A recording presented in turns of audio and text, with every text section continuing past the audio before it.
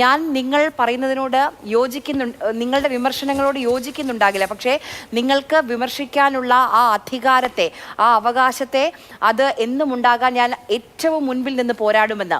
ഇന്ന് രാജ്യം നേരിടുന്ന ഒരുപക്ഷെ ഇതിലും വലുതായ ജനാധിപത്യത്തെ നമുക്ക് എഴുതി കാണിക്കാൻ കഴിയുകയില്ല. ആ ജനാധിപത്യ മൂല്യങ്ങളെ അത്രമേൽ ഉയർത്തിപ്പിടിച്ച ഒരു നേതാവ് കൂടിയാണ് വിട ചൊല്ലുന്നത്. അനൂപ്,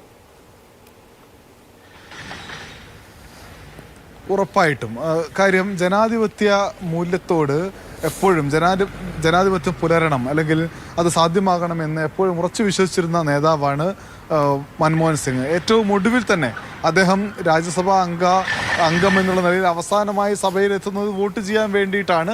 അത് ഡൽഹി സർക്കാർ, ജനങ്ങൾ തെരഞ്ഞെടുത്ത ഡൽഹിയിലെ സർക്കാരിൻ്റെ അവകാശങ്ങൾ, അധികാരങ്ങളെല്ലാം കവർന്നെടുക്കാൻ കേന്ദ്ര സർക്കാർ ശ്രമം നടത്തുന്നു എന്ന ആക്ഷേപം ഉയർന്ന ബില്ലിനെതിരെ വോട്ട് ചെയ്യാൻ വേണ്ടിയിട്ടായിരുന്നു.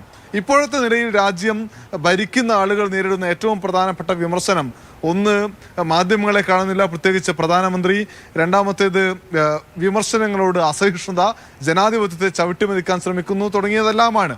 ഇപ്പോൾ നേരത്തെ ഭരിച്ചിരുന്ന, അതായത് 10 വർഷം മുൻപ് നമ്മുടെ രാജ്യം ഭരിച്ചിരുന്ന പ്രധാനമന്ത്രി ഇപ്പോൾ വിട പറഞ്ഞു പോകുമ്പോൾ അദ്ദേഹം ഇപ്പോൾ ഓർമ്മിക്കപ്പെടുന്നത് ആ കാലത്ത് അദ്ദേഹം വിമർശനങ്ങളോട്, ജനാധിപത്യ മൂല്യങ്ങളോട്, അതല്ലെങ്കിൽ പ്രതിഷേധക്കാരോടെല്ലാം സമീപിച്ച ഒരു രീതി കൊണ്ടുകൂടിയാണ്. എന്തായാലും നമ്മളെ സംബന്ധിച്ച്, മാധ്യമങ്ങളെ സംബന്ധിച്ച്, മാധ്യമങ്ങളെ കാണുകയും മറുപടി പറയുകയും ചെയ്തിരുന്ന ഒരു നേതാവായിരുന്നു, പ്രധാനമന്ത്രിയായിരുന്നു.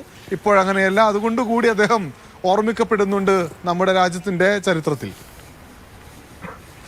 ശരി, അനൂപ് ദാസ് ആണ് വിവരങ്ങൾ നൽകിയത്. ഇപ്പോൾ ഹമീദ് കർസായി, അഫ്ഗാനിസ്ഥാനിലെ മുൻ പ്രസിഡന്റാണ്. അദ്ദേഹത്തിന്റെ ഒരു അനുശോചന കുറിപ്പ് കൂടി വരുന്നുണ്ട്. ഇന്ത്യയുടെ ഏറ്റവും മികച്ച ഒരു മകനെയാണ് നഷ്ടപ്പെട്ടത്, ഇന്ത്യക്ക് നഷ്ടമായതെന്ന് പറയുന്നു. എന്നും അഫ്ഗാനിസ്ഥാന്റെ കൂടെ ഉണ്ടായിരുന്നു. അദ്ദേഹത്തിന്റെ പിന്തുണ എന്നും അഫ്ഗാനിസ്ഥാനൊപ്പം ഉണ്ടായിരുന്നു. അഫ്ഗാനിസ്ഥാനുമായി അത്രമേൽ സൗഹൃദമുണ്ടായിരുന്നു എന്നുള്ളതാണ് ഇപ്പോൾ ഹമീദ് കർസായിയുടെ ഒരു അനുശോചന കുറിപ്പ് കൂടി നമ്മുടെ മുന്നിലേക്ക് വരികയാണ്.